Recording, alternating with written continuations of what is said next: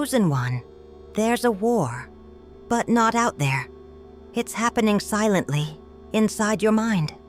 A war between what you know you must do and the urge to avoid everything that demands more of you. No matter what your mission in this life may be, it will require virtues. And virtue without discipline, without focus, without mastery over the brain and consciousness is just wasted potential. This war will only be won when your mind stops being your saboteur and becomes your most powerful ally. In this video, you'll access 3 keys that can reconfigure your mind to act with strength, presence, and flow. A profound knowledge that bridges the ancient wisdom of Taoism with the most advanced insights of modern quantum physics. But attention! These 3 keys must be activated in the right order. Each one is a step to the next. The last is the most powerful. But on its own, it doesn't work. If you're here, it's not by chance. It's because you're ready to hear what once went unnoticed. And now is the time to awaken. If you feel you're here for something greater, comment. I will use mind and brain with wisdom. But Water 1, the mind's resistance and the gift of consciousness. Have you ever noticed how, even when you know what needs to be done, something inside you seems to sabotage the action? That something has a name: mind. And when we speak of the mind of a chosen one, we speak of a mental field that is more sensitive, more powerful, but also more prone to oscillation. Many have an awakened consciousness, but a brain still trapped in old patterns. The mind learns to sabotage as a way to protect, but that protection has become a prison. In Taoism and Buddhism, there's an old symbolic image: the mind as a restless monkey, jumping from branch to branch. But this monkey is not an enemy. It's simply the guardian of the known, reacting to the discomfort of expanding into the new. Every time you get closer to your true potential, it screams. It screams through distractions, laziness, rationalizations. But behind it lies the fear of becoming who you came here to be. The fear of leaving your energetic comfort zone. Buddha said, "Your worst enemy is not the world, it's your unguarded thoughts." This is not a metaphor. An unobserved thought, repeated daily, becomes a magnetic field that shapes your life without you even realizing it. The brain quietly follows the commands of the mind, and if your mind still vibrates in defense, your destiny will remain limited, even if your soul cries out for greatness. The first step, then, is not to overcome this resistance with force. It is to recognize, to observe, to witness, to become the observer of your mind, not its prisoner. When you watch your own thoughts without judgment, something shifts. Consciousness is cleansed, and with it, reality. Just like 20th century quantum physicists discovered in one of the most well-known experiments, the simple act of observation alters the particle's behavior. The same happens with you. Quantum physics showed us nothing is fixed. Everything is possibility, collapsed by conscious presence. When you begin to observe your mind lucidly, you become the one who collapses those potentials. You stop repeating old inner scripts and begin to rewrite them. The chosen one was not born to repeat inherited patterns. They were born to expand reality, starting with their own. That's why mind, brain, and consciousness must operate in coherence. The mind perceives, the brain interprets, and the consciousness directs. And when that triad is misaligned, the chosen one becomes fragmented. Your energy weakens. But when these forces are brought into one single focus, you draw closer to your highest state of manifestation. And that is the true beginning of transformation. Before trying to change the mind, learn to see it. not as an enemy, but as a mirror, a reflection of the layers that must be released so the light of consciousness can flow. Without this clarity, no technique, no willpower, no method will sustain you for long, because the mind does not resist the truth when it is seen with clarity. Act 2, the end of the struggle. Flow is power. There comes a moment when the chosen one must abandon a deeply rooted idea that everything is conquered through force. A mind trained in pain believes it has to push, resist, fight. But that mindset is a legacy of a world disconnected from essence. When you insist on doing something your energy can't sustain, the cost is high. Exhaustion, misalignment, and loss of purpose. Force that doesn't come from inner truth is just noise. There is another path, an ancient, silent, transformative path. Taoist masters called it Wu Wei, acting without forcing, doing without pushing. Wu Wei is not passivity, it is energetic precision. It's the knowing that there's a right moment for every movement, and that the universe is already in flow. The chosen one doesn't fight the current, they align with it, and that's why their impact is greater, even while doing less. Lao Tzu said, "By letting go, everything gets done." Letting go here doesn't mean giving up.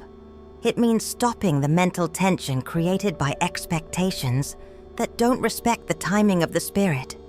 When you let go, you create space, and where there is space, there is movement.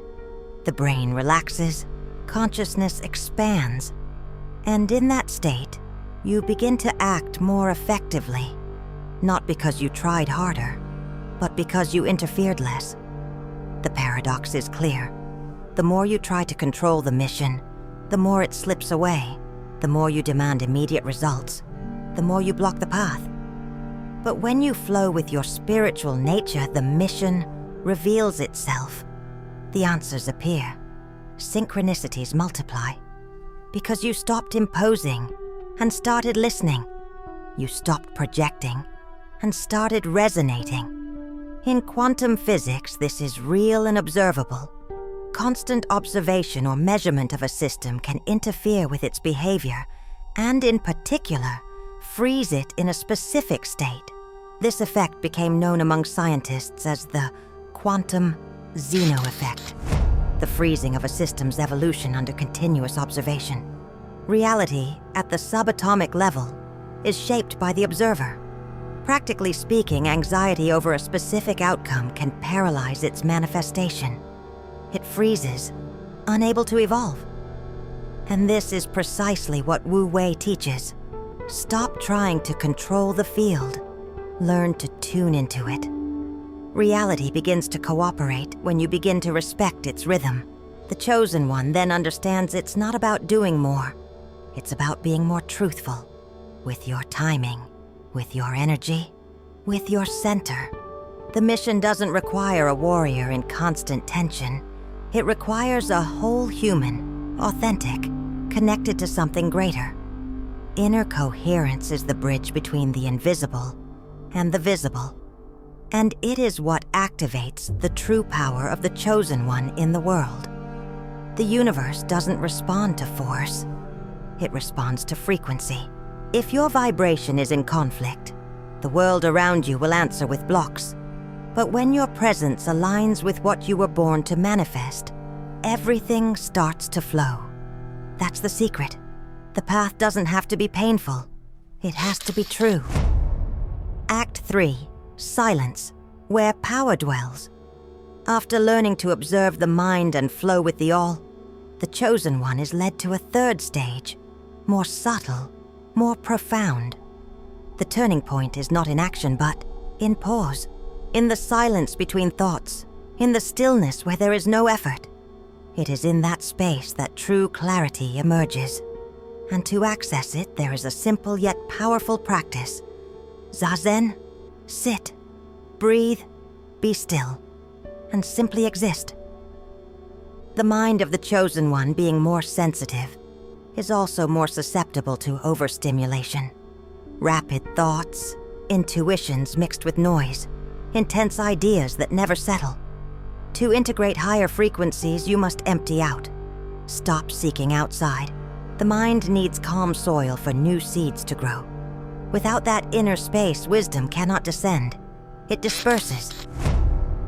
The practice of Zazen is direct. Sit with your spine upright, hands resting, eyes half open.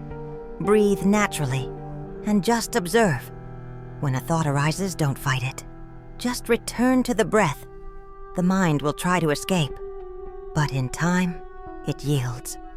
And when it yields, silence opens, not as absence, but as presence, a living presence, revealing everything that had been hidden beneath the mental noise.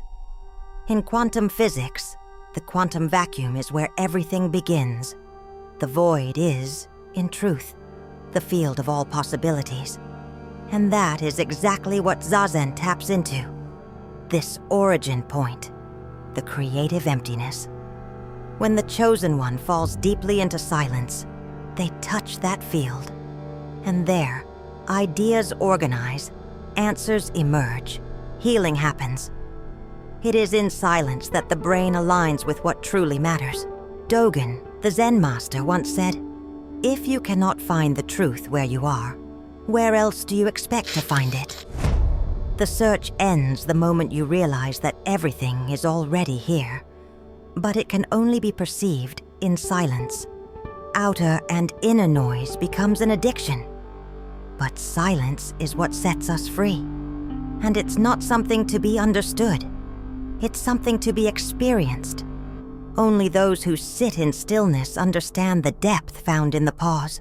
It is in stillness that the mind realigns with its original state, a channel for the all, without distortion, without excess, without noise. When the chosen one accesses this state, they stop reacting to the world and begin co-creating with it. They don't try to control reality. They listen to it, feel it, influence it. And all of that is born from the most unlikely source, the absence of noise. The lotus doesn't force itself to bloom. It flowers when the soil is silent. The power of the chosen one is not in pressure, but in resonance. The mind only accesses its true potential when it becomes quiet, and the brain only manifests clearly when it's not burdened by excess. To be silent is the most revolutionary practice of all, because it doesn't give you answers. It turns you into the answer itself. The chosen one's mind as a portal. You now know the 3 keys. Observe the mind, flow with the all, and fall silent to integrate. Each one is a step, but together they form the path. The mind of the chosen one is not an obstacle to be conquered, but a portal to be understood. And portals don't filter through force. They transmit what you vibrate. Everything you are echoes through what you think. In the language of quantum physics, your thought is more than intention. It is vibration. It is potential form awaiting collapse. Your thoughts are frequencies dancing with the very structure of the universe. And this universe responds. It doesn't ignore. It doesn't question. It doesn't delay. It simply reflects, precisely, what your mind consistently sends out. Isn't it extraordinary to see how the most modern concepts in physics align perfectly with the ancient truths of Taoism and Buddhism, each with its own language, yet both pointing to the same truth? That's why, chosen one, be mindful of what you think. Be mindful of what you silently repeat, because that silence is creating worlds. The mind is your bridge, the brain is your translator, and your consciousness is the one giving the command. Comment, "I am the portal," and I'll use my intuition to send you a video you need to watch next as your next step. It will be chosen from the heart, not by the algorithm. And remember, you are not here to find a purpose. You are the purpose experiencing itself. Thank you for watching until the end. I hope to see you in the next video. A life of infinite possibilities awaits you.